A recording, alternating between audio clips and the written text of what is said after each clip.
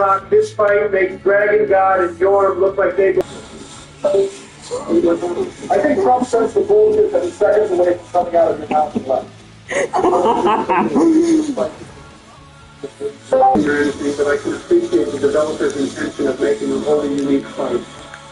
Sure, it flops, but not everything can be a winner. Yeah, if it took me like 40 years to become president, I'd be telling myself not everything could be a winner, too. For real, that's some fucking coke, Joe. This shit is going in F you can cry about.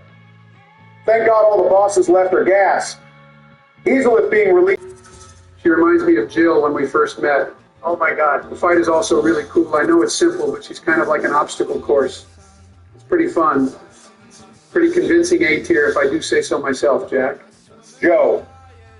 Two things. First of all, the fight is mid. What are you talking about? Gwendolyn literally has 3 attacks, the crossbow 1, the magic ball, and the magic sperm. You also fight them the same exact way no matter what build you have, which is a hallmark of a terrible fight. C tier at best. Second, Gwendolyn is a man, Joe. You are so fucking cap. Joe, you spent half your playthroughs reading the wiki, and you're trying to convince me you didn't know Gwendolyn was a man. Why are you even simping over them, bro? All right, let's get it straight. Barack Gwendolyn is a dog shit fight. But there's Joe was right last time. You guys are some haters. On the subject of Coomer Bait, we got crossbreed Priscilla. I love that the fight features 2 unique mechanics in being able to skip her entirely, and her invisibility. She's S tier, I like her. L opinion on God. Wow, what a cool mechanic not being able to see the boss. So exciting, so enjoyable, amazing. Her like one sweeping attack that you can easily dodge on accident half the time is peak from software, bro. And then there's her weapon. Have either of you bozos ever actually tried cutting that shit off? I swear it's impossible. C at best. Skill issue. Barack, you only like her because you see yourself in her. The fuck is when that? she summons the snow, she vanishes like you did every time you saw a Syrian child. Fuck you, bro. You're literally like the only president to lose as incumbent in 30 years. Yeah, because Corn Pop over here stole it. It's so hot. So, bro, whatever, bro, we'll split the middle and put her in B. Time for the DLCs. Let's go in order and start with Sanctuary Gardens. This is the fight. It has a really unique moveset compared to most of the enemies in DS1. It looks so unlike anything else in the game. It serves as a great beginning for the DLC. Making sure you understand that you're not in the same order as you come to know and love. I think Joe finally took his meds. He's starting to spit again. Sanctuary Guardian compared to the rest of the DLC fights is kind of mid, but compared to the standards of the base game is so, hey, tier, it's not even funny. You guys must be some fucking black belts in capping. When you look up mid in the dictionary, there's a picture of this thing. His hitboxes are so bad it makes DS2 look polished. Also, I've seen like 30 of Body's videos, and I don't think this thing has any lore at all. I'm pretty sure Eminem in 2023 is more relevant than this bozo. C at best. Barack, you keep spitting that dumb shit, I'm going to regret being your VP. The hitboxes aren't even a problem. This fight is easy as hell. Seriously, Joe, this is the same guy as tripping balls. We're putting this guy into a... Fuck you guys. Next up is Artorias, and I think I speak for all of us when I say he's goated. Easily one of the best fights in the game in the series at large. The atmosphere of this fight is second to none. Oh, here we fucking go again, not this shit. Areola is this mythical... Who the fuck is Areola? I'm hearing and reading about for the entire game. And you finally get to I'll meet him. take... Even at his weakest, it's still a very difficult fight by DS1 standards. He's shitting, Joe. Cool as fuck, bro. S tier, no doubt. No doubt, Joe, this fight is goated, and it's the standard of quality and polish that all the other fights in the game should be compared I must to. have walked into the fucking kindergarten classroom on accident. The only reason you two think this fight is challenging is because you unbound your dodge button.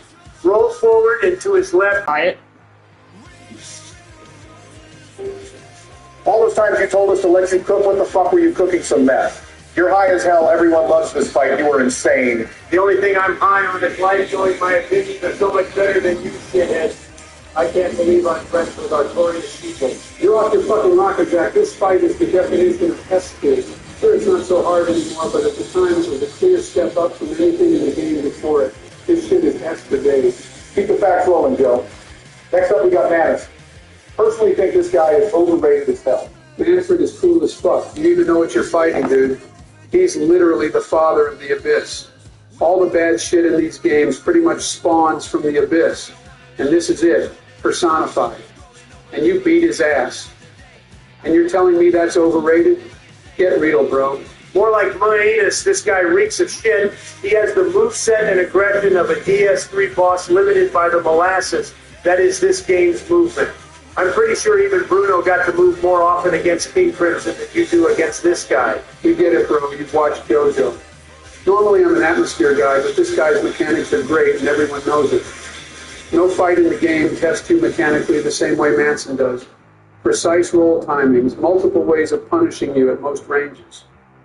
If Artemis is the peak of DS1 bosses in general, Mason is the peak of DS1 bosses mechanically. No one actually likes Manus. They just pretend to like him while trying to convince everyone else in the room that they do.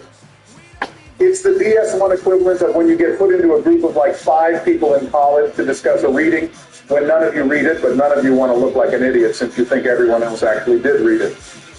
I can tolerate putting him in B, but not higher. To finish off the DLC bosses, we got Dragon Calamite.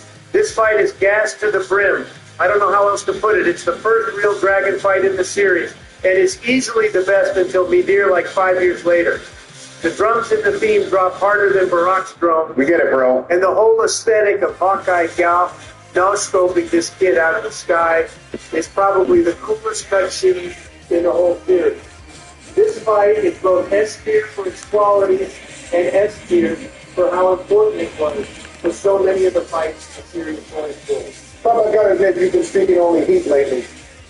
I guess even a blind squirrel finds a few nuts every once in a while. That was unnecessary, bro. Thanks. I fucking hate this fight. This shit is too hard. I know the last guy. Fuck, what was his name? Whatever.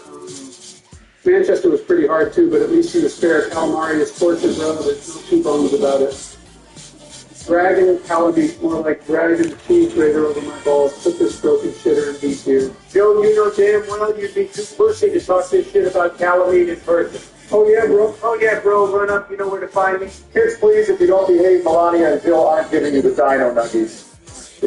Last on the list is the OG himself, Big Dog Gwyn Mortiston. Frankly, this fight speaks for itself. When that Flin Flin Flon hit, I don't know what to do with myself. The run-up to him in the kiln is so emotional, and it's such a great send-off for such an epic adventure. The fight mechanically is the strongest, but the atmosphere is unparalleled to this day. No cap detected Barak. There are bosses that are better mechanically, or more reflective of the game as a whole. But no fight in this game approaches hard nearly as close as Phoenix. You mean Gwyn? This fight and the run-up to it is total bullshit. It took me like 7 hours to kill this guy on my first playthrough, and I think 6.5 of them were spent in the kill.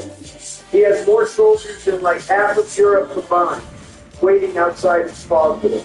You are so lost, bro. On God, Joe, this dude is lost. This fight is like purposefully easy, and you're bitching about it being too hard. This fight is not easy. That's alternative too. This fight is easy as fuck, bro. What's wrong with you? I was watching him fight it, bro. You don't even see that. Carl says he never learned to parry and kept getting his ass beat. If I need to learn to parry for a 2-minute fight, a 40-hour game, then it's a fast fight.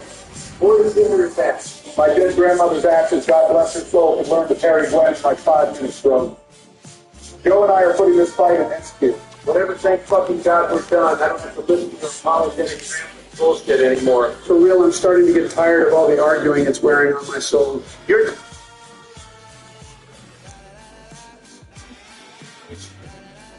All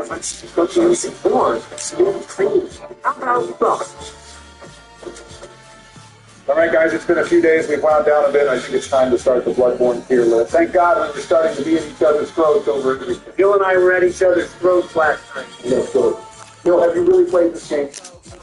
Don't worry about it. Let's all just have a good time. Okay, I guess first up we can do clarity. Here, this guy has maybe 2 attacks, and at any given moment, your camera can see at most one of his balls. And that's being generous. Take that shit back right now. Donald the Cleric is a great introductory fight for Bloodborne. And it's one of the bosses that lays the groundwork for teaching you and thinking the game is really about you. Gotta agree with the fighter on this one. It's probably the best tutorial boss in the entire series. I'm with Trump on this one, guys. This fight is probably too hard. I remember it took me like 10 minutes to kill the damn thing. That's probably because you chose the 15 build. Certified pimp took the certified pimp weapon with me. The only thing you're certified is unskilled if you think this fight was hard. It's literally supposed to be easy. Okay, let's just put this shit in like C and move on to the good stuff. Like Gascoigne. My God, is Gascoigne the good stuff. So real Barack, we stand. We stand? Real fucking funny that Mr. Defensive Marriage Act tries to slide a we stand by and thinks you won't notice. It was a different time, bro. Yeah, I forgot your dumbass must be living in the Stone Age if you think Gascoigne is good. Gascoigne is great TF. You mean Donald. He forces the player to learn that this game isn't Dark Souls anymore. Aggression is the name of the game. If you try to play defensively against this guy, he'll tear right through you. Also, his transformation is hype as hell. Get real Barack Gaston is mid.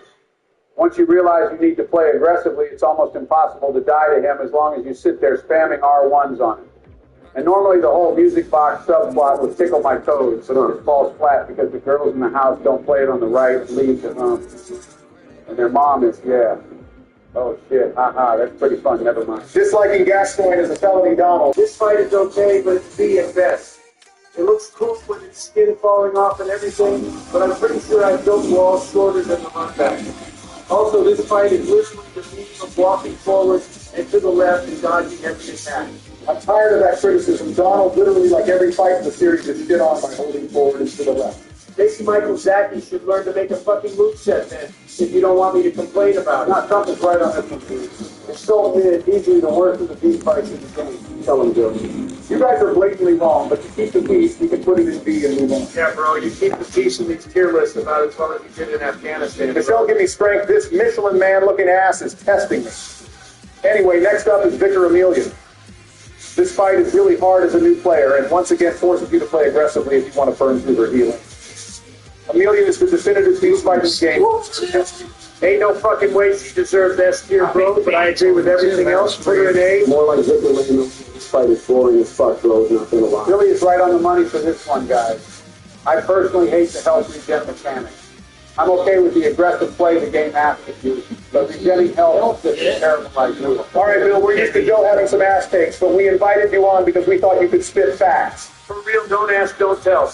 Be any more of your shit tier opinions, Bill. I'd almost rather be calling Hillary. Let's not go that far, Donald. Yeah, man. Let's not go that far. Bill, have you even played this fucking game, bro? You haven't said like anything about any of the bosses. I said not to worry about it, fellas. Bill, they renamed your hometown to Little Cock, Arkansas in honor of you. Kick his ass, Barack. He's wasting our time. First of all, fuck you, man. Secondly, that doesn't even make any sense. I'm supposed. Yeah, and I hope I never have to hear your poser ass opinions again. Bill, your opinion stuck so much you think it is you that he's living under the desk. Bro, you just agreed with him. Shit, I did. See you, Bill. Anyway, moving on, we got the Witch of Hemwick. This is the bed of chaos of Bloodborne. Gonna go ahead and put the door down. Java Rock. Oh, wait a second. I should have fucking known. This fight isn't so bad, really. It teaches you that insights can have a really big impact on the game. And the fight is like a puzzle. Sure, it's lame after you've done it before, but figuring it out the first time is kind of fun. Of course, the guy whose favorite pastime is defending shitty bosses likes this fight. Bro, no one realizes that insight is what affects that shit. Everyone thinks it's random until they open up Extra Life. Not even the Reddit intellectuals come to defend this fight's honor. For real, Donald. The Witch of Hemwick goes in F. I guess next up is Shadow of Yarnum. I love these guys. They're really fun. They all have these different abilities. Depending on how you fight the Yarnum, they really do so many amazing things. I have so much nostalgia for guys like these. They look like they, yeah. I'm going to be real, Joe. I have no fucking clue what you just said, but I think you like the fight, and that's the correct opinion. This is one of the most dynamic fights in the series. It has 3 phases, and the fight can feel completely different depending on the order you kill them in. This fight can feel like a challenge even after beating it 10 times before, but it's never a frustratingly difficult one. These guys are the bomb. If by bomb you mean what I do to the toilet after Taco Bell, then yes, Donald, they are indeed the bomb. Their snake attack is a one-shot, and no one likes to deal with that kind of bullshit in these games. Dodge it, bitch. Yeah, dodge it. So Juvenile today, I thought the vibes were going to be better after Dark Souls, but I guess we've got a controversial one up next. Personally, I find Ramen an insane fight. This shit goes hard on your first play, so you're not even going to catch. Yeah, Jack dropping down into the water for the first time and seeing the crazy ass going is one of the coolest memories I have of gaming. Yeah, I bet it's also one of the only memories you have left. You're right, too, Barack. This fight is insane. Insanely fucking bad, my God.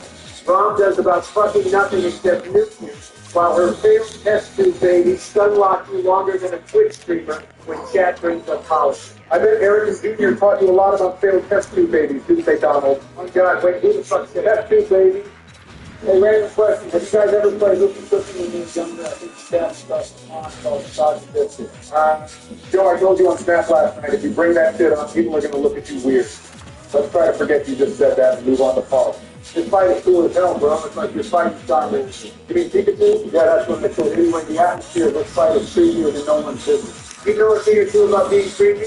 And it has such a wide, varied move set. It has a lot of HP, but its attacks come to a ton of damage, so it feels fair. Yeah, if you fight this bastard after Rom, I bet it does feel fair. When you get surprised and pained by the ice agent outside the cathedral and fight him after BSB, this fight feels like some Omega bullshit. I'd like to see your sorry ass beat it with some trashy plus 200 axe. I'm with Donnie on this one, Joe. Carl is ass cheeks if you encounter him early, and these games are notoriously awful at communicating whether you're supposed to fight something or run past it. Ain't no way I know damn well I didn't just hear that shit, Brock. You defended the asylum demon saying it's obvious you aren't supposed to fight it, and like no cap 5 days later, you're saying how was I supposed to know I shouldn't fight Carl right now? We're here crying about it. I think for my Let's go. I'm with Joe on this one. Oh yeah, bro. Donald, the whole point of these tier lists is to accurately rank the quality of these fights, not engage in petty politics with one another. Your entire career is petty politics. I want Donnie get his ass. Okay, whatever, guys. How are we feeling about the one reborn? Let's put him in DMP Pond and fight him for him. Yeah, I can get behind that. Hey, now wait one fucking second. Are you kidding me? A 60-foot tall pillar of flesh summons itself out of the sky and drops down into the arena, and you can think it's boring. You like every fight in these games that drops dangerous shit out of the sky, don't you? Okay, buddy. If it looks like Fortisac, it'll be boring as hell, Jack. I don't even really remember what's going to be on. You don't remember much, kid. Nah, Joe is actually kind of spitting again. I don't remember anything about this fight either. Like, is it even mandatory? I honestly have no clue. And I'm not sure from software it does either. Even that DS Assassin's Creed game has more culturally attacked physics. That baby's kind of fire, dude. Stop hating. Fine, I'll put this guy in C. Next up, we got Martyr Ligarius. Call this fight Mars because he's gassed to the max. You mean Jupiter It's Joe. easily the most mechanically intensive fight in the base game, and is amazingly high quality for being in an optional. Oh my God. Yeah. Playoff run so hard, and his lore of keeping himself to lock away the totally on vampires and changers to do as fuck. You'll keep the good opinions rolling, you're on your way to redeeming yourself. This fight is quintessential pre-DLC Blood Bowl. It's like you're fighting another player character, except way bigger and actually competent. Yeah. His mix of magic and physical attacks gives this fight a blood-rushing rhythm regardless of which range you're fighting in that. That's clear. Surprised you like this fight so much, Barack. I thought all the dead skulls he summons would remind you of your forefront. Are you going to bring that shit up every boss or what? I'll admit his lore is pretty cool, if only the gameplay was too. This fight is far too demanding for how long of a run back it has, and his attacks are all cheesy as fuck, unless you know the specific way to dodge them. He also has about 1 million HP. Trust me, I counted. Maybe if you ever infuse your weapons with dense fucking damage done. I don't want to manage all that shit. I thought I was playing Victorian Dark Souls, not Diablo 2. For real, he doesn't even have that much HP. He does. You just abuse Ludwig's Holy Blade every single playthrough, so you wouldn't know. Insult LHB again, and I'm kicking your ass from this call faster than Bill. Barack, throw him in that. Don't you dare. Oh, come on. It feels like we've been doing this shit all day. Let's wrap it up with Amygdala. This fight is kind of mid and introduced the gimmick boss mechanic to the series where you can only really do damage to it on his plenty spots. That was Demon of Song, man. By that, I forgot Dark Souls 2. I agree with Barack on this one. This fight is so forgettable, and so is the area it's in. The fight is mid, I agree. But all three of us know how cool it is, knowing these things have been around Yarn and watching you this entire time. The fight itself isn't impressive, but its existence is intrinsically tied to. Fuck, what was I going to say? Their existence is tied to the coolest oh shit moment in the game. That's true, but those ones aren't bosses, Joe. And we're ranking the boss. Well, this is going to come by and share something with you. You've always stood up for me. Always sacrificed for me. Sass. At least I didn't steal my... Guys, before we finish up this list, I think we should try to cut the toxicity down a bit. Yeah, I think you've been getting a bit too heated here. Huh? Yeah, got it. Good, so first up we got Celestial Emissary. Personally think this is an extremely transformative fight that dwarfs every other fight in the game in terms of pure quality. For real, Jack. These little Megamind looking fuckers go so hard it ain't even fun. You guys are so fucked. What's the matter, Trump? I hope you were about to say you guys. What the fuck is going on? Go ahead and make these guys a new tier above me. On it, Joe. Okay, that's enough. You guys are fucking insane, bro. This shit is so ass.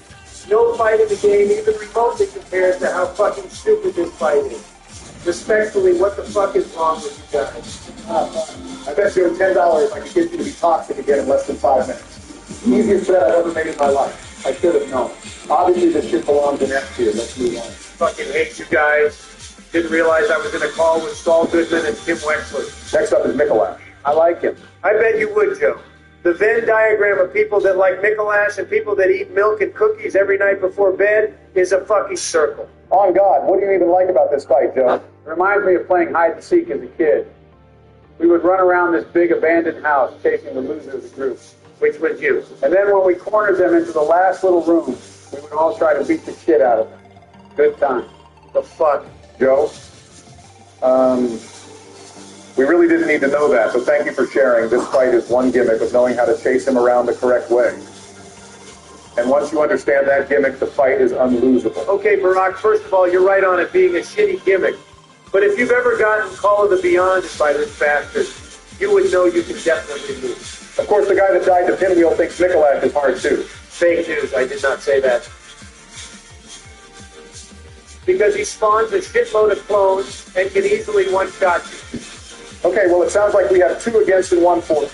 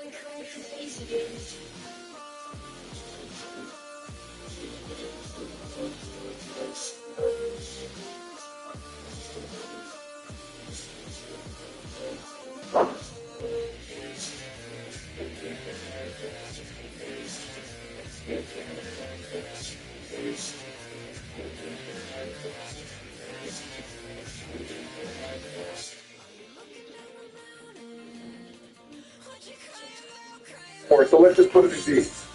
Next up, we got Henrietta. This fight is cool as shit, no caps. Are you gaslighting me? Her moveset is so varied and her massive amount of health makes you feel like a baseball. You only think this fight is fair because you abused the cannon on release and spammed her to death, you skillless cretin. I like her too. Her whole aesthetic is really enjoyable. It really reminds me of my wedding night. New year is 2023. Let's focus up, Big Dog. My name is Joe Biden, and I love the big vagina monster. This is almost as surprising as when I found out you played the London in chess.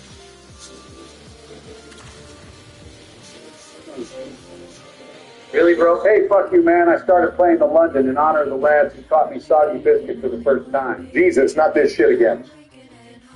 I will say that I think not all of her moves are super enjoyable to dodge. Some of them feel like real bullshit. Yeah, and the ones that do feel like real bullshit are the ones that fucking one-shot you. The whole, like, atmosphere of the fight and the arena are all right, but she's held back by a couple of her moves in particular being stupid as shit. What's your vote, Joe? B for Bussy. It's not a Bussy. Her name is literally Daughter of the Cosmos. Man can dream, Jack. All right, next up is Murder with Women. This is the best fight in the base game, bar none. This shit goes so hard, it's unbelievable. Cool aesthetic, cool attacks, cool visual effects, the whole 9 yards. I think I got to go with the Trumpster on this one, especially as it's probably the real final boss in terms of difficulty. Not exactly surprised the two Cradle Snatchers here enjoy the Cradle Snatcher boss, but that's my fault for having higher expectations. The fight is hard as hell the first time, and it absolutely insane runs. He basically only has a few different kinds of attacks. And the only one of those attacks anyone actually remembers is the one where she forgot to pay the electricity bill and spent all this blood. You are so ass, dude. Rock with the meat trying every good fight in the game, but Murdo's the way you draw the line. Murdo's wet part is ass, and that is indeed where I draw the line. You are so capped, it's unbelievable, Brock. I don't want to hear shit from the guy that bankrupted like 6 different casinos. That shit is straight embarrassing. Casinos are literally an IRL infinite money glitch. Wait, really? Fake news. Don't listen to the affirmative action president. Whatever we can put her in A so we can move on. Before finishing up the main bosses, let's do the old Hunter stuff. Hunter? Not the Coke one, Joe, the Bloodborne one? Fuck. The first one is a straight banger. Ludwig is an easy S tier. Any objections? Wait, I was muted this whole fucking time and you guys didn't say anything. Fuck, you realize? God damn it. What kind of friends are you? And yes, actually, I do in fact object. This fight is worsened by the fact that his first phase is kind of a joke, while his second phase was far too hard. It took me like 5 hours to kill him, and the rest of the DLC combined like 3. That's enough of that. Thank you, Ben. Anyway, as we were saying, this fight is cool as hell. Easily the best huge beast fight in this game. It mixes the best parts of fighting a monster with the best parts of fighting the hunter In the room is worse than being your VP. If the camera was half decent, maybe it'd be acceptable, but as it is, you just can't see shit and are forced to time it. Despite your character easily being able to just look up, though. Maybe he forgot how to look up because you were the one playing him. we can put him in a tier to make you happy this time, Joe, but you're on thin fucking ice. Let's just get Lawrence the first hitter out of the way next. I literally don't remember anything about him except that I just like him. For real, the rest of the DLC is okay. This guy just feels so tacked on and turn it out of the way. I kind of like Lawrence the First Arabia. Are you thinking of Lawrence of Arabia, Joe? Oh, yeah, I am. That was a great movie. Saw it in theaters many times. We're talking about the boss, Joe. Yeah, the boss is good too. He has like Latin playing in the background of his music. Tito Tuesday married Tito Tuesday. Do you even know what it means, Joe? Rock, if you thought that Good Was Coming by Bill 2 days ago was bad, you need to know what Joe just said about you. Fuck you, Joe. I thought you were tight. Next up are the living failures. This fight is shit. Let's just put it back to the wall. I concur with Rock. This is the only fight in the game I beat first try. I never even got to see half of it. It's over so fast. I agree this fight is some ass, but they are not. Trump ain't no way you get your feet slapped by these guys. They take almost no damage. These kids take so long, bro. Some of us have things to do, like Vancover. Fuck you. You carry that dumbass. It's over. Let's I don't believe in that. You don't believe in parrying? I'm not going to learn to parry from one fight that makes no fucking sense. Are you fucking stupid, man? You're supposed to parry like every boss in this game. Wait, you can parry the bosses? I mean, yeah, I knew that it's just stab the man. You played the whole game without parrying? No wonder you don't like any of the fucking fights, man. Stevie Wonder would probably have used his time. At least he would accidentally parry the bosses sometimes. Whatever fuck this stupid argument, we all think the fight is ass anyway. Next up is one of the most iconic fights in the series. Let's go ahead and put her in S tier. The only problem with her is she gets me acting up sometimes. Goddamn, man. I'm gonna stop you there, Joe. This fight is too fucking hard. Cry about it. She barely has any animations where you can safely hit her. You're supposed to fucking parry her, Donald. It literally could not possibly be more of a skill issue. That's funny. Back during the Four Kings, you bitched about fights forcing you to play a certain way. Holy shit, not even Redditors bring up past comments as much as Mr. Mayonnaise over here does. That's different, Donald, and you know it.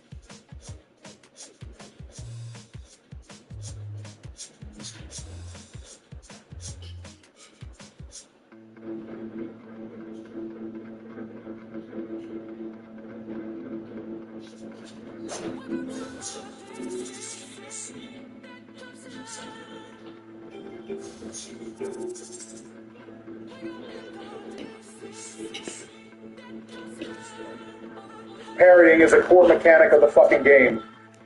You might as well try this being forced to fucking hit the boss and not give him any ideas. Fuck you guys, I made it. I'm so happy. You're happy now? Never felt better, thank you. Literally everyone down the line is hard as shit. Next up is the Orphan of Coast. This guy has a really cool and disgusting design. And some of the coolest move animations in this day. He literally uses his attached umbilical cord as a weapon. I just don't like how the fight feels a bit too easy. If you parry him, it's too hard. If you don't, fuck, never mind. I hate this fucking bastard. No wonder he's an orphan. His parents are probably Syrian, right, Barack? You know, one fucking joke, don't you? Barack, do you actually like this fight? Yes, I do. This fight is the perfect culmination of what From Software was going for by making every fight feel like a dance. The rhythm and back and forth between yours and his attack timings are extremely punishing, but extremely satisfying. Every attack actually feels fair, even if it's hard. That's it. Sorry I stopped listening halfway through your speech. This fight is ass. At least I didn't steal my speech. Cry about it. Right, it's too hard to be S tier. These games are supposed to be fucking hard. What is wrong with you guys? Whatever, fine, I'll put it in B, but I'm not happy about it. We're on to the last two fights in the game. First up is Gehrman. I really don't like this fight guy. He pretends to not be able to walk all the game, and it turns out he can. I can't respect lives. First of all, who fucking cares, man? Second, that's not always how wheelchairs work, you ableist bastard. Yeah, Joe, you're kind of being an ableist bastard. Whatever this fight is lame. You're testing me right now. Hunter enemy in the game. He's non-Boston. Those two. You were a fucking rat if you think German is lame. The cutscene where he pulls his knife out is so iconic. It's also cool as shit how he tries to prove you to put you out of your misery. He's actively trying to help you. For real, German is hype as shit. You're fighting the guy that's been helping you through your hunt for the entire game. So you take his spot and put him out of his suffering. And he's doing the same for you. Hey, here's that. Whatever, let's just move on to food presents. I actually like this fight. You get to eat umbilical cords. The fuck? Yeah, you know, that's how you trigger this ending. You eat the umbilical cords. That's pretty cool. It's kind of like real hot. So the more I learn about your life, the more I need therapy, help me God. Anyway, the cutscene of this fight is cool as hell. It literally comes from the moon. Or like it's the moon. Who knows? But it's cool as hell when you literally turn into a baby. I love that. Yes, we get it. We like the idea of sleeping in the dog there. The fight is kind of lame, though. Way too deep. I don't remember much of the attack. I don't think I've ever died. Probably did and just forgot. Yeah, the fight is lame. It is the funnest stuff for the game, though. You want to give it your beats here at least. Wait, I think you've only liked the fights you don't have to parry. You are so fucking ass at this game, Donald. Yeah, we get it, bitch. We've been over it. Let's just put it in B tier and go do something else with our lives, finally. Hunter showed me this cool site. It's called Fixit. There are a lot of Gwendolyn pics on here. It's real nice. You guys can check it out. Wait, for real? Screen share that shit I want to see. I need... All right, guys, time to pump out our last tier list for a while. Sure you don't want to go play some more DELC instead? No. First up is Udex Gungear. Good-ass fight. Maybe the only good tutorial fight in this whole series. Agreed. 2 phases, you have the option to parry them, and both phases feel completely different. Great fight. Hey, I think this fight is pretty good, too. Maybe Dark Souls 3 is the game where we finally start bringing some more. Fuck you, Barack. Your opinion of Ford is a bigger disaster than Benghazi. Bet you would know a lot about disasters having Eric Jr. as son. You're damn right I could recognize them from You anywhere. guys are both insane, Ford and definitely.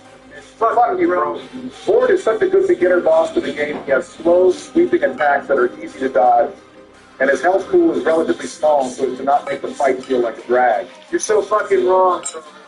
You think Ford is the product of bring your child to work day? He's so fucking easy. You don't even have to dodge any of his attacks. Literally just walk forward in R1. They should have renamed him to Ford of the Four you out of your goddamn mind. He's not supposed to be hard. He's the second fucking fight man. Oh wow, didn't know you could still count that high. Whatever, we can just put him into C and move on. Go ahead and put this guy in C. He's so bad, man. I think Joey took his Ritalin before the call. His opinions aren't missing so bad this time. There ain't no way I'm putting this specimen of a fight in D tier and you guys are straight tripping. This fight utilizes the fleshy gimmick in a fun way for the first and only time in the series. Well, I'm just feeling like a real guy. It's no A tier, but it's B in the movie. My example is saying that we should have been real time. But the guy doesn't know what the fuck he's talking about. This fight is so boring. His arms fall and dodge every 1 second. When he decides to go along. It's just like when we were up 7-3 runs against the Wildcats back in Little League. They took so long between each hit. I'm stopping you right there, Joe. No one wants to listen about your shitty-ass ball game from 1950. Also, really, Joe? You're calling me Hussein now, too? Once you have a good opinion, on Barack's son, Tell it, bro. My opinion is good. He's B at the worst. If I wanted to fight some rotten wood, I would show up at Weinstein's room, not play a Dark Souls game, put his ass in D, bro. Whatever, fuckers. Next up is Crystal Sage. Can I go ahead and put this fight in S tier, or is one of you going to cosplay Carmen over this boss, too? F tier, really? What a fucking surprise. I know the fight isn't amazing, but I enjoy the game of tag and playing with these guys. Just like when we play with Here we go again. whoever it was, the red hot folks with this tag. What the fuck? It's really incentivized you to stay away.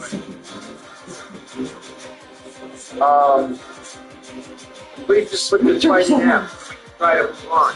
Okay, yeah, next up is Deacons of the Deep. This fight is complete ass on God, but gets saved by being an objectively better version of the congregation from DS2. Putting it in F would be criminal when compared to that fight. I agree with Corn Pop. It's F tier, but D tier compared to other similar bosses.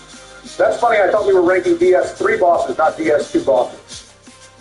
Also, a pile of dog shit isn't less smelly just because horse shit is smellier. Two similar bosses, one better. Wow, who's being the partner now? Barack, we're here to engage in boss rankings, not doing setting for damage. Who fucking cares?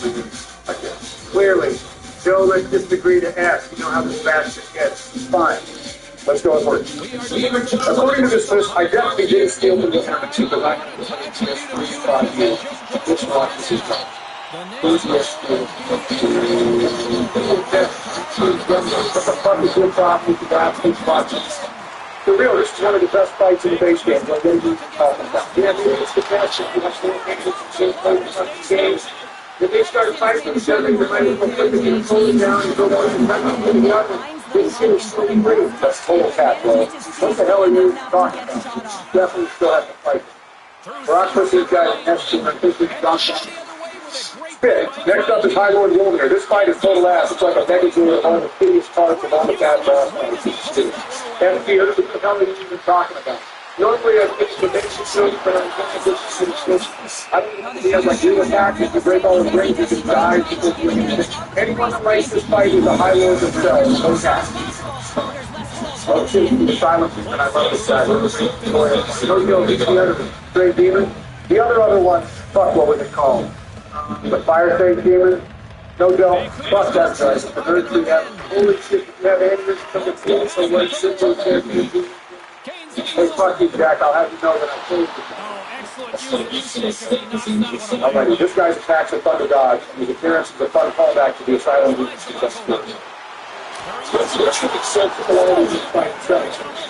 So you'd be okay if I dressed up as a professional woman as long as I didn't come? Back in my day, we dressed up as people like the My friends are racist as shit. I hate you guys. No bullshit, though. This fight is citizen. Yeah, you didn't even remember the fight. Fuck it, whatever you guys do. Stuff is big man himself. I'm a sort of I'm not going to hurt you with the time. You are so fucking Captain Fighters like the tools in the base game. I love how it comes from down to the tools. Because it's difficult to attack and to attack. So very sick. Joe's daily 30 seconds of clarity came at a great time, but not a possible substitute. This fight is serious. If a fight is going to get they're 80% of the cost. We are fools. Represent fools. Stop right there, Joe, before you violate my ear for imperative you have to. And Donald, I'm going to be honest, it just sounds like there's still issues with dogs around, and I think this fight is first time. Wow, first time? The game is almost as good as it is IRL. Yeah, it is. We get it so original. Next up is Yorm. The fuck? What's wrong with this list? We're doing all this next fuck this stupid site, bro. Put in F for us. Him.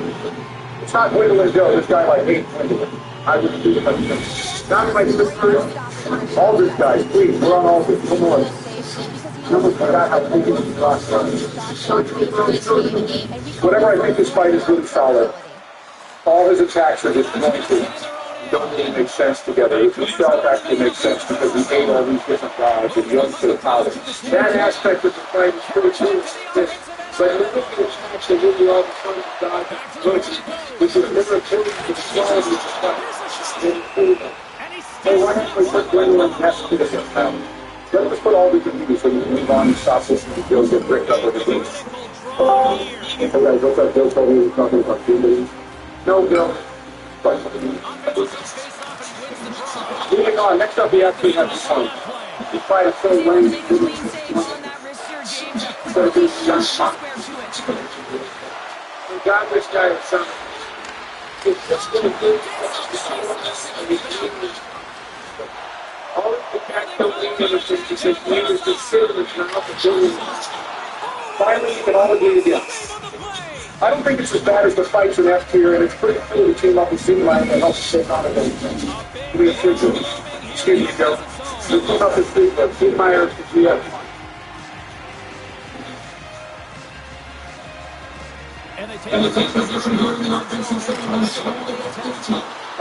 Wow, we're actually enjoy it while it lasts after ending this before it's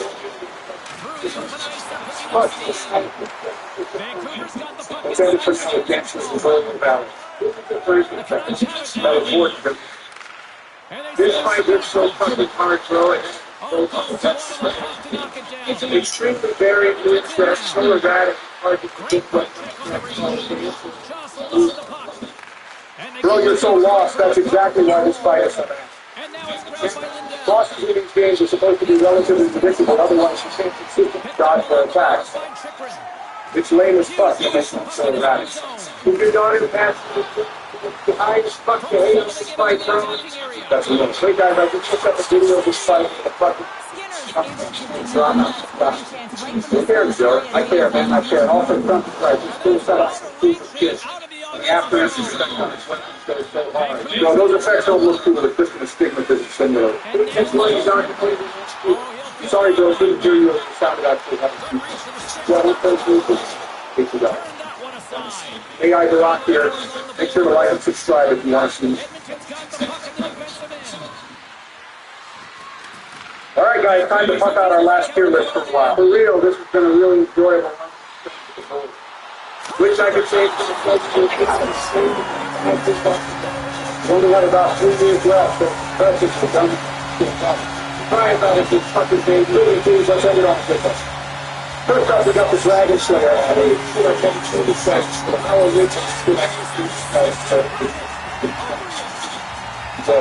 Whatever.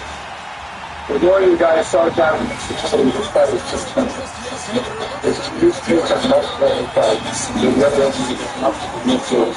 But I know the guy started this. Don't worry, bro. There's you guys come down and clean the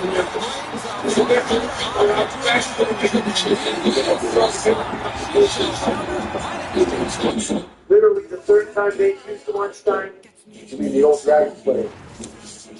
Sure. He has Ornstein's armor for lore implications, but doesn't actually fight anything like it, so it's okay. The old Demon King argument? Bro, are you being annoying on purpose or just feeling? I don't remember Ornstein having a fucking shield or 10 moonlight butterflies shooting at you the whole fight. Coming from the mind of Trollcraft is probably a little bit of both. Yeah, I'm just fucking with you. This fight is pretty good. Learn to take and go, Barry. Sorry, next up is Osiris. You're ignorant, players. This guy has the baby in the background, and I love that shit, man. It reminds me of my childhood. Like when no, you don't get to start talking about your childhood in the second boss. Give it like 4 at least. Fuck. This fight is pretty fun mechanically, actually. Definitely one of the more fun fights using the shield of DS3. I know I didn't hear that shit right. Fuck, you think you know the guy? No cap, Joe. Excuse me? I thought you were better than to use shields. That's so fucking embarrassing, bro. On God, no one uses shields in these games for us. 2 hands, dual wield, or bust. Yeah, I'll bust on Jill, bro, if you keep shit off from shields. Anyway, as I was saying, this...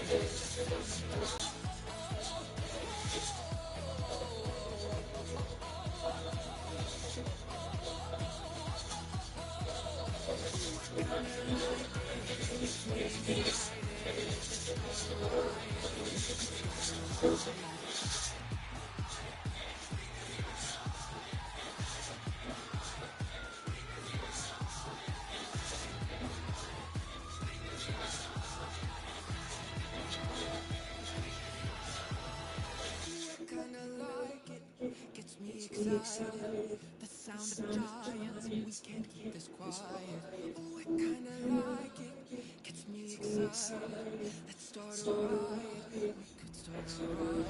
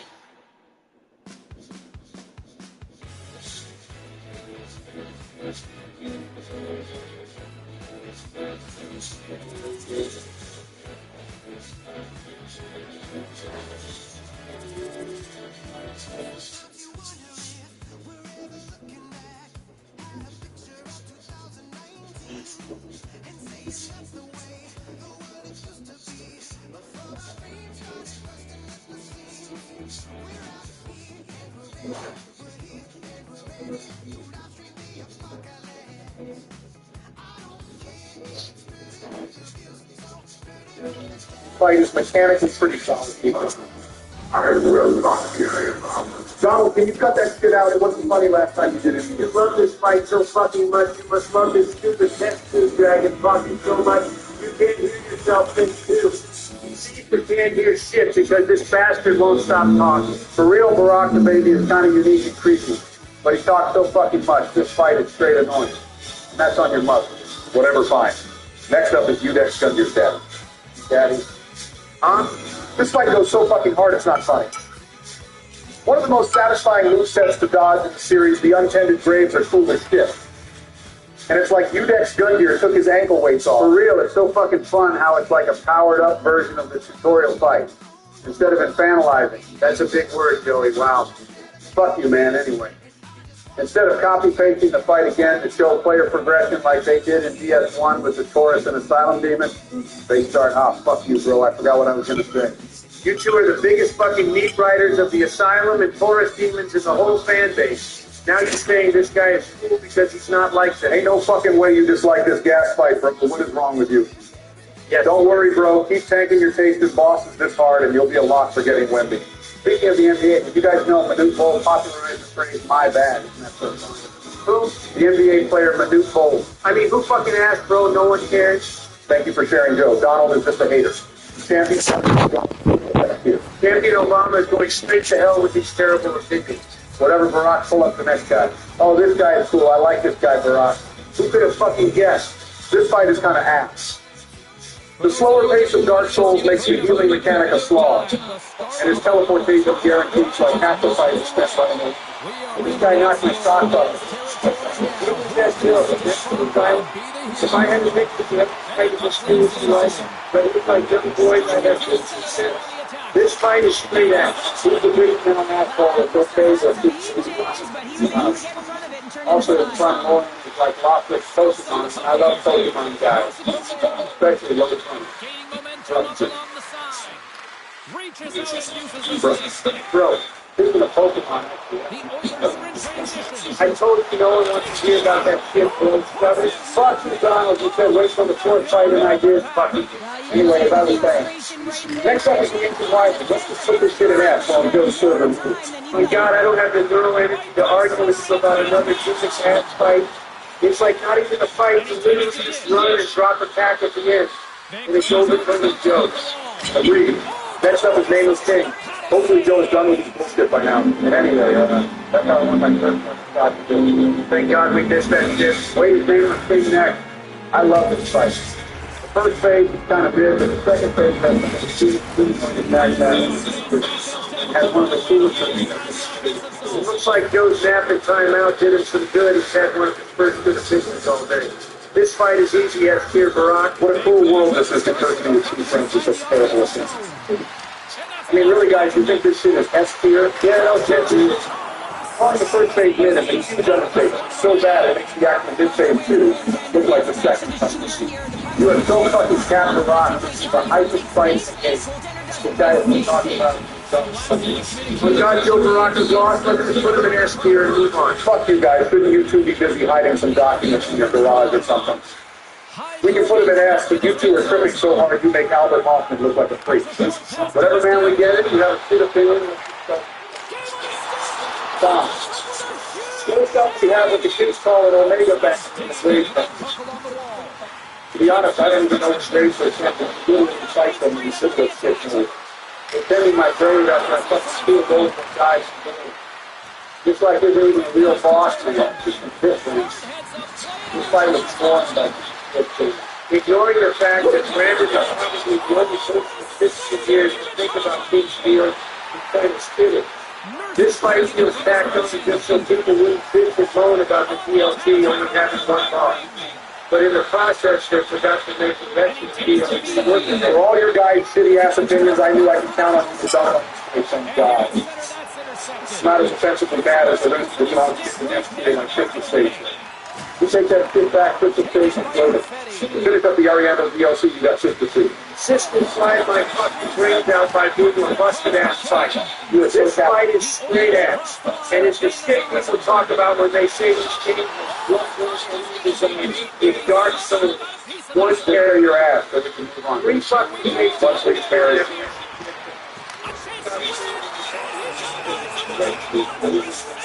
God fucking forbid a fight is hard in the DLC, right? Yeah, the fight is demanding. The creators have come to expect a lot from you. More than I've come to expect from you as a function of real human brain cells. I have many brain cells, hundreds. This fight is goated and almost makes up for the rest of the DLC being overpriced dog shit page here. I would say yes, because you're basically paying like $15. Let's be real, it's not like that shit. Yeah, what's the matter? Yo, you're on 10 fucking ice. It's the biggest of them, guys. I'm like a fat ass. Fuck you, bro. Whatever, let's start the Ring City DLC next. The first fight is Demon Prince, and I'm not going to catch this. He's the quintessential multi-enemy boss in the series today. The way these guys dance around is consistently give you clear timings to attack and kill.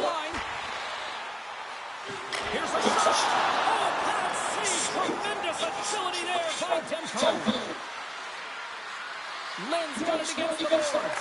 Here's a kick. Way too much congestion blocks that. Transforming, and it keeps it alive. What a stop. Would you notice that you're within fighting separate? That's all the wrong second punch. The Francis is pulling another cybersecurity platform. You can spend more time doing things you love and less on security. Enjoy with cybersecurity through the scope.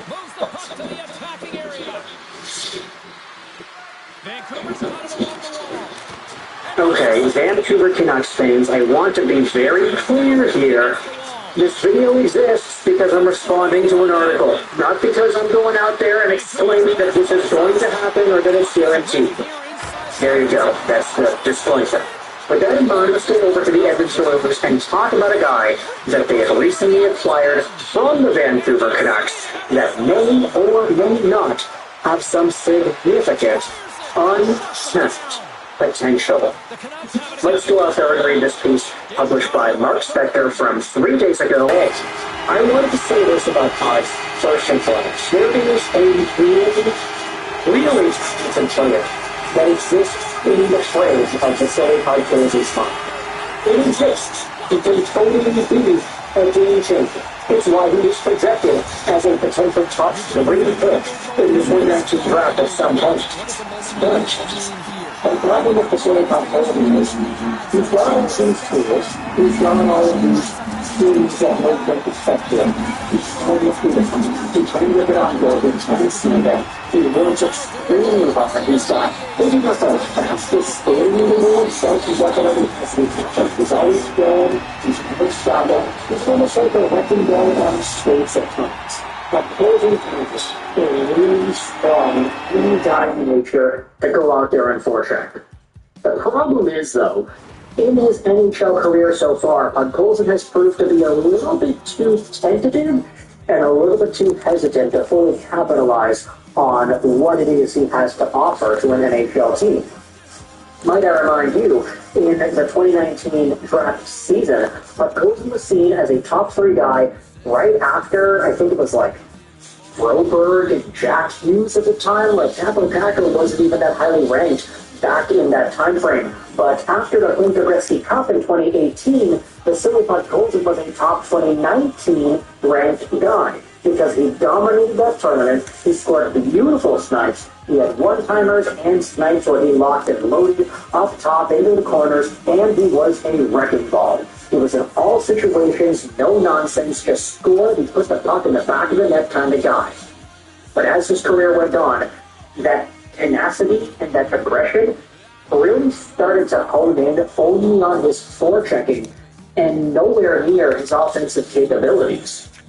Now, Bud Golden did have a 28-point season in 44 games with the Abbotsford Canucks this previous year, but only 2 points in 19 NHL games, a far cry from the 26 points he had had in 79 NHL games with the Canucks in 21-22.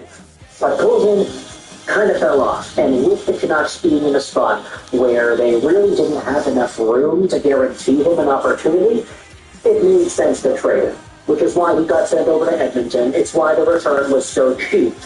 The Canucks traded away a 10th overall guy for a 4th round pick. Talk about asset management there. It's not great, but at the end of the day, this 4th round pick in the cap space helps Vancouver more than Vasily Podkolzin probably would have in the upcoming season. With this in mind, let's go out there and read the Mark Spector article talking about Podkolzin. Guess what? The minor leagues are filled with really nice young men, and he never, ever, Podkolzin that is, wants to be one of those minor leaguers again. It's tough to say, but sometimes you need to be in the minors to get to the next level, he said on Thursday, leaning up against the dressing room wall at Rogers Place and chatting at length with a pair of Edmonton scribes. When you're down there and you're watching your NHL team, you're just thinking, yeah, one day I'll be there, and then I'll never go back to the minors. Never say never, but that's my goal, for sure. This is where Podkolzin, by choosing the Blue Ally, I'm making one of the many choices that I can do to support dairy farming families like yours.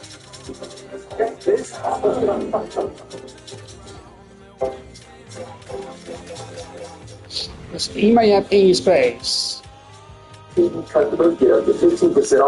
that German guy so bad. Sure, Then talks about some of the motivation he's got. He's got his daughter, Alisa, which is absolutely heartwarming to hear about.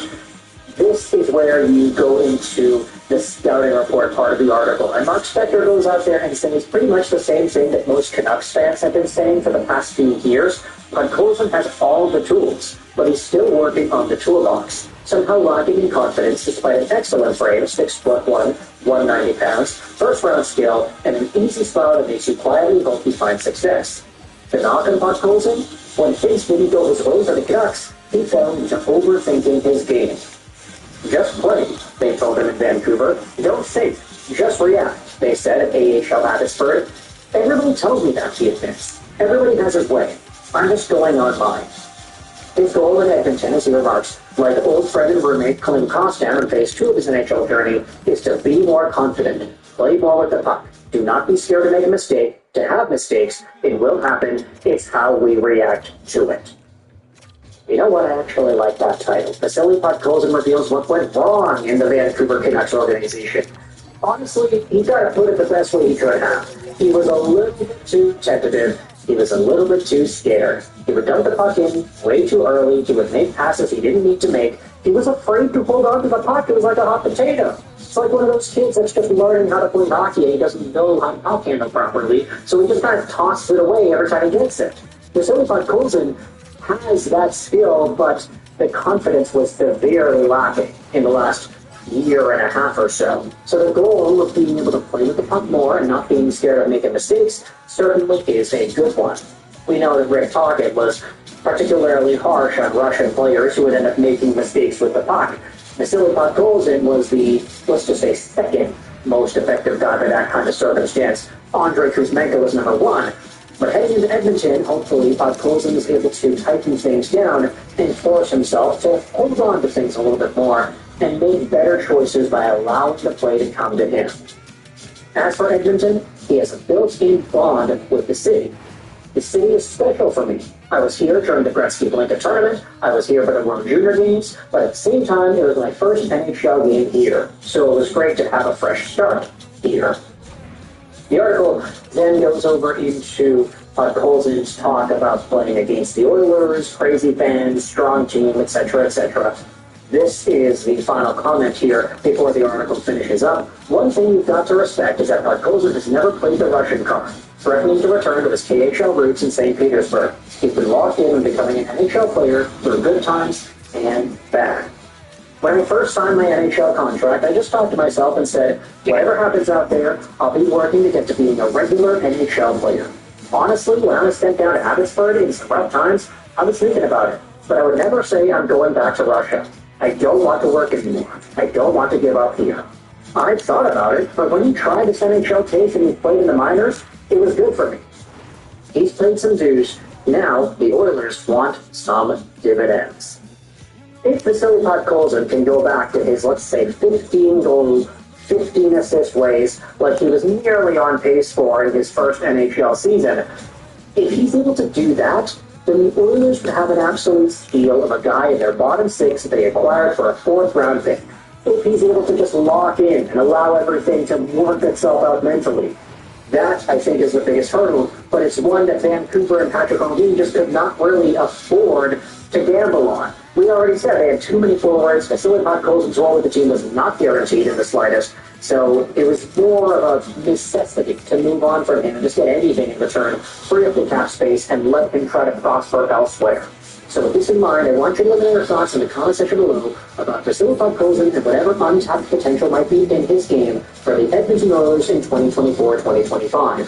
What are your thoughts on him speaking out and what went wrong in the Vancouver Canucks organization and citing his confidence issues and lack of commitment to driving the play himself? I'm going to say it's a widely accurate answer, but if there's anything else Canucks fans or Oilers fans would want to add to the conversation, then hey, feel free to do so. The comment section is your floor. If it wasn't Vasily Podkolzin, who else do you think would have a chance at breaking under the Oilers' forward core in a bottom six role? I think, based off of some of the practice lines, Podkolzin was playing with like Corey Perry and stuff, which actually does sound like a nightmare kind of line to play against. Imagine going up against that Podkolzin forecheck, and then once you finally break the puck out, or once you get hemmed into the zone, you've got a Corey Perry breathing down your neck, trying to give you a big old cross check to the back. Like, I don't know, kind of sounds like hell. But honestly, thoughts in the comment section below. I hope you enjoyed it. This is Rich Ashford, 9 and 5.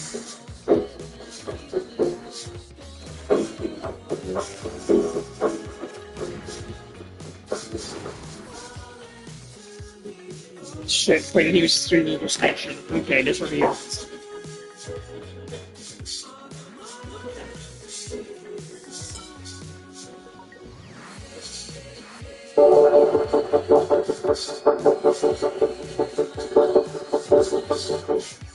Welcome back. All right. News of the day video for all you fine people on the internet for your Sunday, September the 22nd. Things are quiet right now, but they're going to get really noisy again once we get to the cuts. And then the cuts and releases have started already. Nothing major, nothing earth-shattering at this point. They'll be on waivers or anything like that. But releases and assignments have already started. Guys getting assigned to the AHL training camp, guys getting sent back to juniors, all this fun stuff. So it's already started. And it's just thinking about, like, okay, you've got a few days in training camp and then you're gone. So if you're not feeling all that great, well, you're probably gone. But at any rate, training camps can be kind of merciless. I've always felt bad for big players that run training camp in preseason, end up starting the year in the AHL, but those can happen. And you have a bad if you get some, like, anyways, last night's game, one exciting game was definitely Pittsburgh Buffalo. The score was 7-3. It doesn't matter who won because of preseason. But in that game, you had the Sabres, JJ Peterka. JJ Peterka, of course, assured of a roster spot, will get top 6 minutes, and will have every opportunity to succeed. Coming off what was a disappointing year for Buffalo, Peterka was one of the few real bright spots for the Buffalo Sabres. On the other side, though, the hat trick is from Puljujarvi for the Penguins against the Sabres.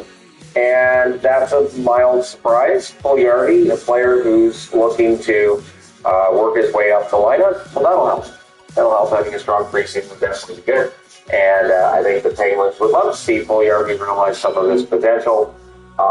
And again, it's only preseason, but this definitely means that, he's going to get into another game. They're going to give him another look because goal scoring is important in today's National Hockey League, as if it hasn't been important in the past. Hey, it's always important, right?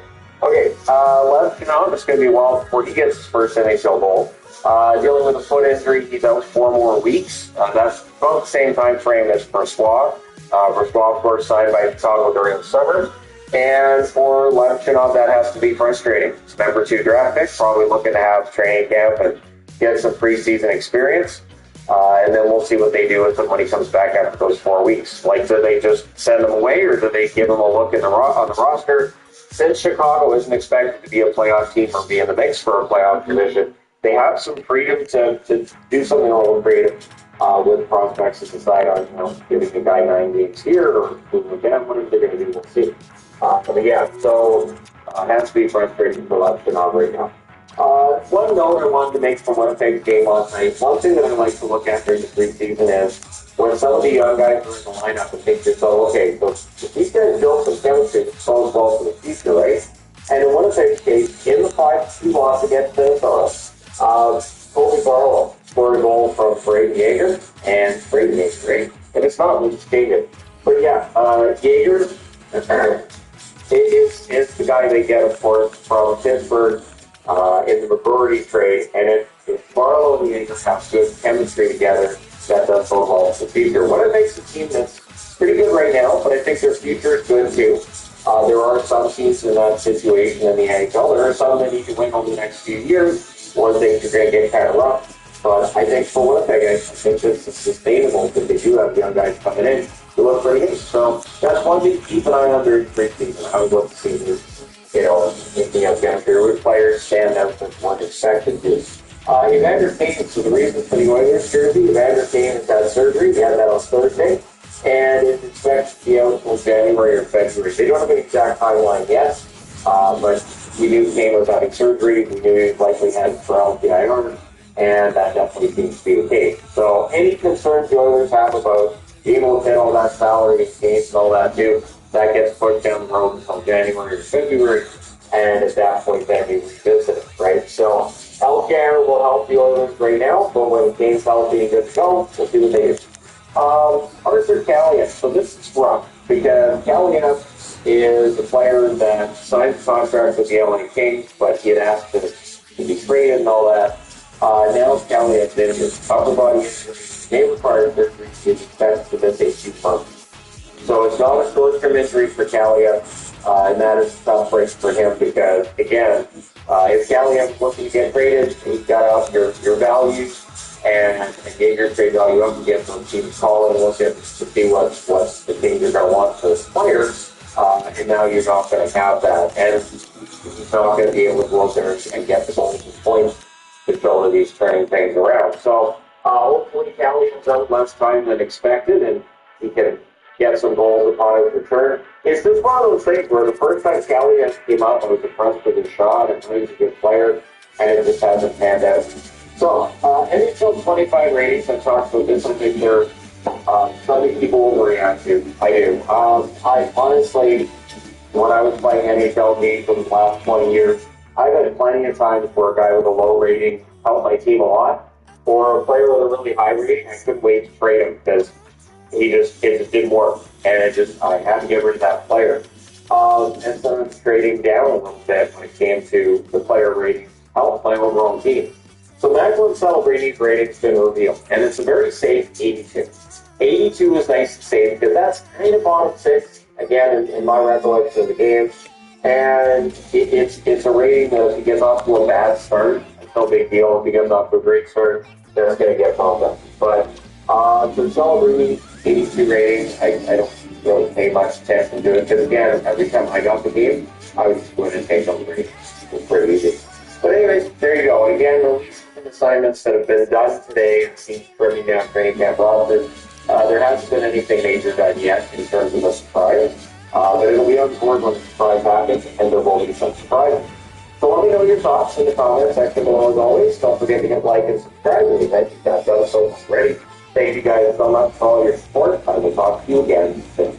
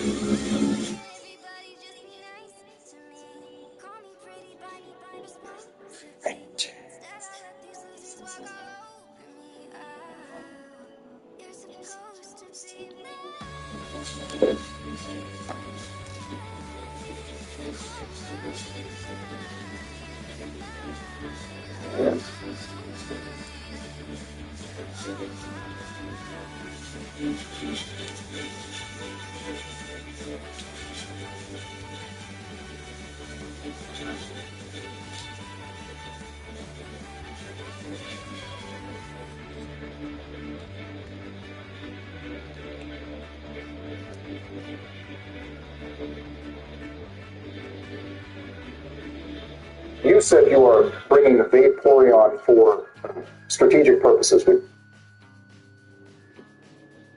Oh, this is entirely satirical for entertainment purposes, and actual political content is avoided. Yeah. Please enjoy. Get it then, oh my God. Please shut your annoying ass voice. Donald, that was a pre-recorded audio message. How about you say that to my face, cream looking bitch? Oh, I would, Ben, but it hurts my neck to look down at such a low angle, you short please. Oh, that's a low blow, huh? But you're all about giving low blows. Holy shit, guys, the disclaimer's fault. I'm not a goddamn disclaimer, Joe. Shouldn't you be practicing on the Stairmaster or something? Yeah, it really is involved. It's crazy how we all thought he was just a disclaimer this whole time. You actually don't know how stupid you sound by saying that, do you, Joe? Donald, I'm doing intros because the last couple times you guys did it just ended in these nuts jokes. Good times. Why, yes, I'm amazing. Thank you, Miss Lee. You don't care what you all think, Bates. We decided to let Joe take today's episode because he only got to play like 10 minutes of the last episode. So we thought this was all fair. Yes, but more importantly, because we thought it would be fun to see him try to do this gym puzzle, but we're sure as hell not letting him wander around Victory Road for a whole episode eating Hop off microscopic D. What the fuck did you just call me? I'm going to see you gym puzzle, take a dump on this gardener's head. We're going to do the trick house puzzles just to rub it in your face. You can't call him a gardener because his name is Juan. That's incredibly racist, Joe. I'll leave it to you to play the race card Obama. Starting it off strong, guys. Good job. This is the one where I have to touch each tile once to move on, right? Correct, Joe. I believe in you. I don't. Thanks, But anyway, Joe, there's no way in hell you're going to go do the trick house. That shit is going to take you like 4 years, and we know you don't have that sort of time left on this earth. Yeah, whatever, Donald. Thanks, asshole. Honestly, the trick house might be a good idea, guys. I'm sure we can use the extra training. All right, Joe, there's some body snatchers, voodoo shit going on right now. There's no way your Alzheimer's gas should be getting through this puzzle this quickly. Seriously, Donald, the only thing older than the jokes calling Joe old is Joe. Good one, Oh, Obama. my God, fuck both of you. Anyway, Obama, speaking of training, aren't there supposed to be gym trainers here somewhere? Worry about them later. You'll focus on this joke. God damn it, never mind. You did your best, Joe, which ended up being more than any of us could have Oh, expected. God damn it. I messed up, didn't You you? were doing phenomenally until I told you to focus up, so I think I'm to blame for this. So close, getting so far. Anyway, this isn't all bad. At least we get to go explore a dungeon of enslaved women now. Holy shit, what the hell? Look at all these women, I guys. knew you were going to make some sly remark about this, Donald. There's like 2 for each of us. This is amazing. All right, and that's about as weird of a remark as I was expecting from you, too. Don't stop jerking off the D-pad and battle them. Obama's right. We probably could benefit from the training. Our team is under level this year. You accept my goodness. This gym is better than Erica's. It's selling on the city. If she has a Carvana, you know what, Joe? I agree. This woman is a 10 out of 10. Holy shit. And she's 10? No, I meant like a... Wait, why are you so enthusiastic about that? I think for the most part, we should be pretty comfortable letting Ruby and Sky handle this gym, but Donald, by themselves, shouldn't be too hard. Oh, my goodness. Wow, look at that beast of a creep. All right, I hear you, Obama. But I'm switching in Pringle to handle this rivalry here. Once and for all. Oh, this ought to be good. Pringles is about to get his ass eaten on 4K TV. Donald, that is disgusting. I mean, just look at those choppers, Obama. Oh, shit, that's kind of a lot again. As long as Tiffany doesn't do anything stupid, oh my God, of course she goes for a useless goddamn move. Well done, Pringle. Take off the taunt. You claim your 2-hit KO on this dwarf shark. Don't you dare call her a dwarf shark. If this trainer was at all competent, he would have easily destroyed Pringles in the 1v1. Sounds like a whole lot of excuses to be honest. Donald had to gain no respect whatsoever for Pringle, considering he is primarily responsible for our success in capturing the shiny red button. Obama. The only reason he was able to do that was because of how bad his special attack stat is, allowing him to get multiple ice beams off, while also not killing him with a surf when he was at like 4% health. Don't give him any undeserved respect. I'm just saying you only have like 3 more episodes to start showing some character development. Yeah, and Joe still beats it to me. So maybe get on his ass too. Some would say, man, Right? So, in all seriousness, I feel like we kind of just brushed over this. Why the fuck does Juan have a literal dungeon of women and children in his gym? Well, Donald delivers that Juan is actually very attractive, and all the women in the town fawn over it. okay, but why do you say it like that? Like what? You said it like you're in admiration of him. for something that was kind of fruity. No, I didn't. Seriously, Obama, that was pretty zesty. What the hell? No, it wasn't. I would say mirthful. Mirthful, what are you, a fucking dildo? Oh my God, both of you shut your faces. And stop blaming. Anyway, Juan is supposedly a play on Don Juan, a Spanish man of fiction who is known for his ability of captivating the hearts Well, of apparently, Nintendo decided to take that a little too literally by making a man actually capture women in a dungeon. Biden imitates Hearthstone. Shut up. Damn, what are you so mad about, Don? He's probably still pissed that Pringles beat his beloved ugly sharks. No, I don't even care anymore. I'm just glad this playthrough is almost over. And when we get to Platinum, we can get ourselves a guaranteed Monica the Fetus if we play it correctly, which I will be doing. I'm sure the viewers will be delighted. Oh my with that. God, They're really, all hardcore 19 fucking billion. They're pissed. And I don't blame them in the slightest. Monica's my goat. Yeah, I'm going to say Monica is the throat goat. Hell yes, she is. Do you honestly believe any of us would ever say that in any context? Yes, I do. Bill, can you just get your fat fucking face off the gameplay, please? Oh, shit, you're doing that thing. Let me see if I can fix it. I'm really not done. Yeah, no, I got you. That Obama. So that's the second unwanted guest of today's episode. Just 6 minutes in. Let's see what else is in store today. Anyway, Joe, no, I do not want Mango Learning Area on East. It's a decent move for Generation 3. But Facade is a must on a Guts normal type. Returners are best stabbed by is an HM, and I